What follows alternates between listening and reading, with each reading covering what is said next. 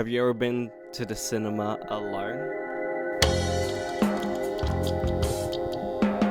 Friday, I'm in Love, sung by The Cure. This is my second film by Werner Herzog, and this one is Aguirre, Wrath of God.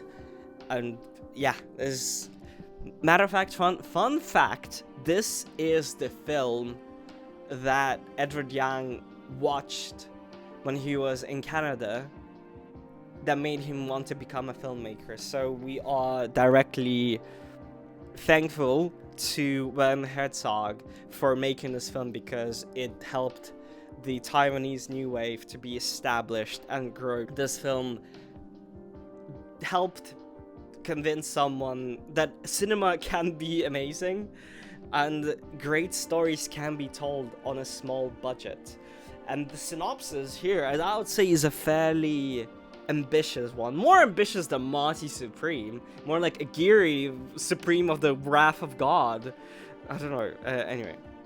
Synopsis. The Spanish expedition is tested by the South American jungle, chipping away at their sanity. Aguirre leads the expedition in search of the lost city of El Dorado. So, yeah. It is essentially... it is...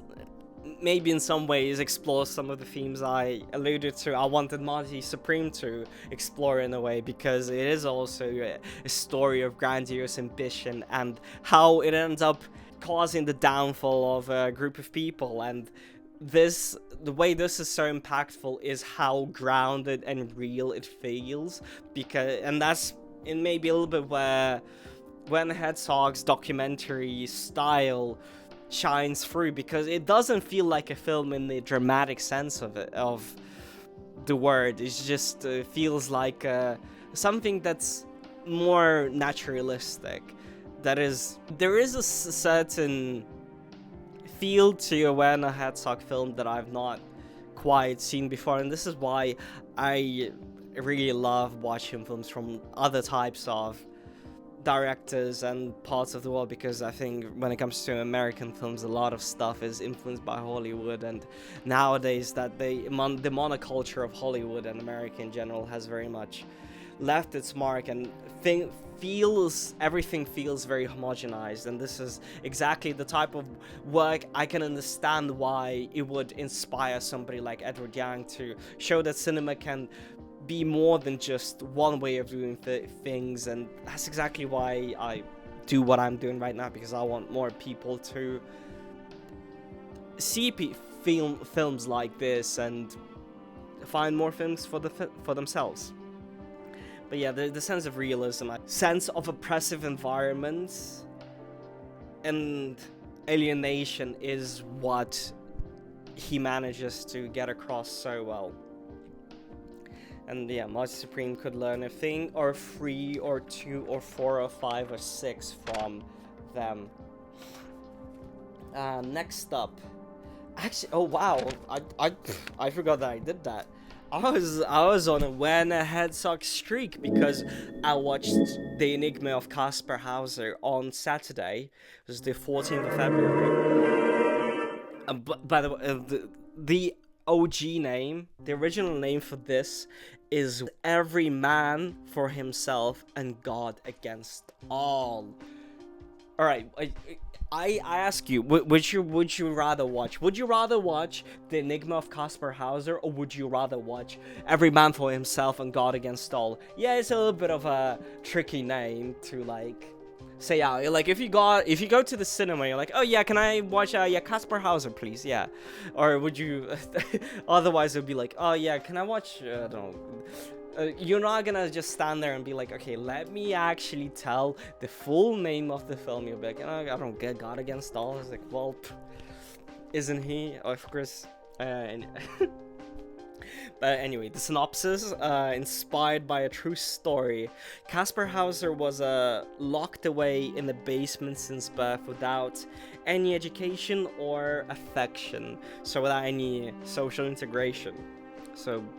And one day he is left in a city on his own, where he slowly begins to integrate into society. So yeah, 2 Werner Herzog films in a row. I was really in a streak. And the story is very much fascinating, and the original name hints at some of the readings that were envisioned, because of course it's very much directly a fish out of water story. And just going along with the reading of the original name, you know, when it comes to like Werner Herzog films, he clearly has a philosophy of his own. The more you go inside his mind, the more you learn, and he's a very interesting auteur, very much so. And I have a also like a Blu-ray collection that I just bought without knowing like too much. It was a good deal though. Usually I buy things when they're on a good deal. I'm like, oh yeah, I heard good enough things to where I'll probably like having this in my collection, in my library for a while. Yeah, in the grand scheme of things, it's like just an exploration of how humanity came to be without any sort of guidance, and the bizarre civilization that has been established to where, yeah, I don't want to get too philosophical with this. I'd say this is almost something that deserves its own analysis or a video, and almost as a exploration of Werner Herzog's body of work as a whole, because we're now talking about 2 films that were filmed not too far apart from each other, like so Aguirre, Wrath of God, and Enigma of Kasper Hauser, which also actually has God in its original name as well. So there's clearly a theme going on there, clearly. And then Sunday, to finish off the week, I watched Django Unchained, because actually a friend of mine gifted me the Blu-ray, and I've been putting this away for a while to watch, because it's a 2.5-hour film. Not that I'm afraid of a long film, but it's sometimes not too easy to find time to watch that. And I am not the biggest fan of Quentin Tarantino. He's very loud, he's very opinionated. I suppose me and him have that in common, but I feel like his love for cinema, and genre cinema in particular, just makes him a copycat of the films he likes rather than original voice of his own, which I don't think is a way to approach cinema. But I would say Django Unchained is not a film where I found that to be a big critique of mine, because I'm not familiar with spaghetti westerns too much. Something like Kill Bill, I feel like I can very much trace the origin of what he is copying and dislike that very heavily, whereas Django Unchained I was able to enjoy on its own. And the synopsis, to those who do not know: with the help of a German bounty hunter, a freed slave sets out to rescue his wife from a brutal plantation owner. And here we have some really engaging, fun performances from Leo DiCaprio.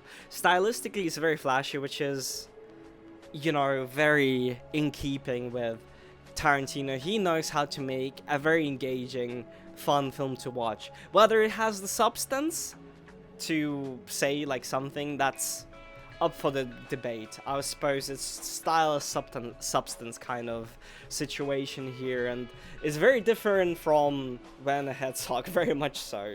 I just genuinely don't have like too much to say, because it is very much stylistically bold and expressive visually, which is what I like cinema to be, but this is more in service of the story and to heighten the emotions and the pathos rather than to really explore a theme or an idea.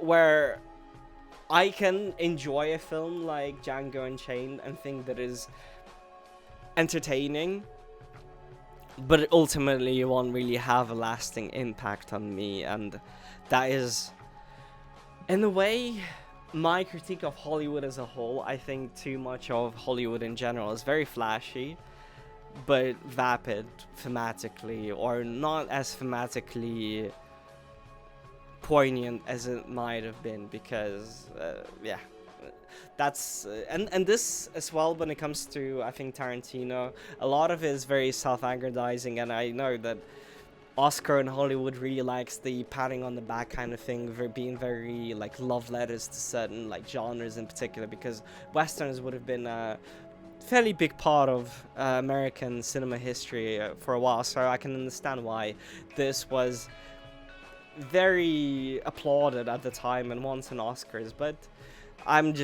my appreciation for Django Unchained, I would say, is very surface level, because I think the film is generally surface level despite being very technically impressive. But that is ultimately my critique of Tarantino. He is very technically competent, but thematically not very deep. He knows how to write engaging dialogue, but that's kind of like the thing. He even like being very like boisterous and show-offy. But I think Tarantino is very much an interesting character within the Hollywood history. And he clearly had impact on Hollywood as a whole. So yeah, it's just an interesting one, but not one I think represents what I think cinema should be.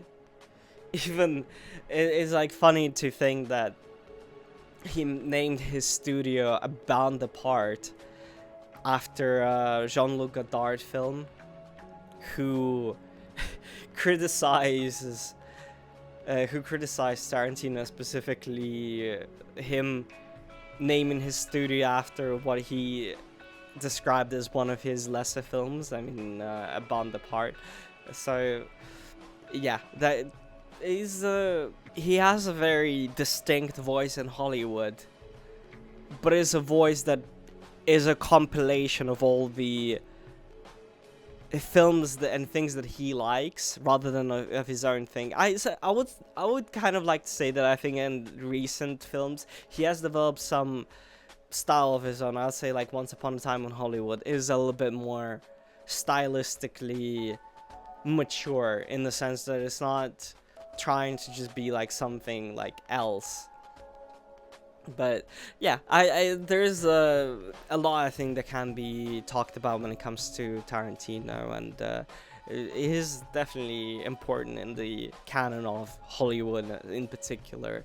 But in terms of cinema, and in terms of Hollywood and culture as a whole, but in terms of the history of cinema, I think he's just a footnote and a copycat rather than an original creator. But that's just me, and I would like to believe that if you try to explore the cinema more, watch some of the films that I speak of here, then you may agree with what I say. Like Werner Herzog inspired Edward Yang, and Edward Yang was not like trying to be Werner Herzog. He was trying to be himself. He's just a catalyst rather than a